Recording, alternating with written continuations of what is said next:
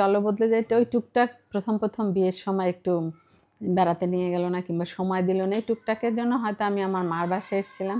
তো রাত্রেবেলায় ও বললো যে আমি কি আসবো, তো আমি বললাম যে না আমি আজকে রাতে থাকবো। তখন দেখি 12টার দিকে ওই টিউন করে আমাকে, তখন তো ল্যান্ডফোনে আমাকে শোনালো। তারপরে বলে কি কালকে আসি, তারপরে তো আমি চলে গেলাম অ্যাজ ইউজুয়াল। এটা মিউজিক টিজিক হলো, পুরো পৃথিবীর মানুষের কাছে এখন এটা one of the most popular song হিসাবেই আছে। না এগুলো মোটেও না, বাচ্চু রাগ হলে মোটেও পাত্তা দিত না। আর আমি চাইতাম এই লোকটা আমাকে কখনো কনভিন্স করবে না, ওর মতন থাকতো আমি আমার মতন থাকতাম, ওই দিন শেষে সমস্যা অ্যাডজাস্ট হয়ে যেত।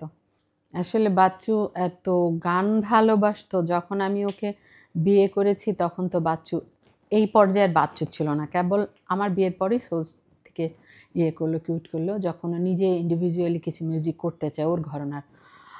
তারপরে যখন আস্তে আস্তে, প্রথমে তো এত পপুলার সে না হইতে পারলে শো তখন তো কম ছিল, তখন করতো মাঝে মাঝে খুব মনে মনে বলতো যে বিজনেস করতে, বাবারা সবাই ওদের যেহেতু জেনারেশন এটা, তো বলে কী করবো বুঝি না মিউজিকের, পরে লেগে থাকলো। ও আসলে ধ্যান জ্ঞান মন এমনও হয়েছে, আমি প্রথম ভোর 4টার দিকে হয়তো ফিরে আসতো শো করে, তখন তো ইয়াং এজ, তো বসে থাকতে থাকতে দেখতাম যে আমি নিজে সিক হয়ে যেতাম। পরে ও বলতো তুমি তোমার মতন চলো, কারণ ওর সাথে তাল মিলে পরে আস্তে আস্তে আস্তে আস্তে ওর জগৎটা ওর হয়ে গেল। আমি বুঝে নিলাম যে এই মানুষটার সাথে থাকতে হলে আমাকে কিছু স্যাক্রিফাইস করতেই হবে, আর সেটা আমার সুখ হোক যেটাই হোক।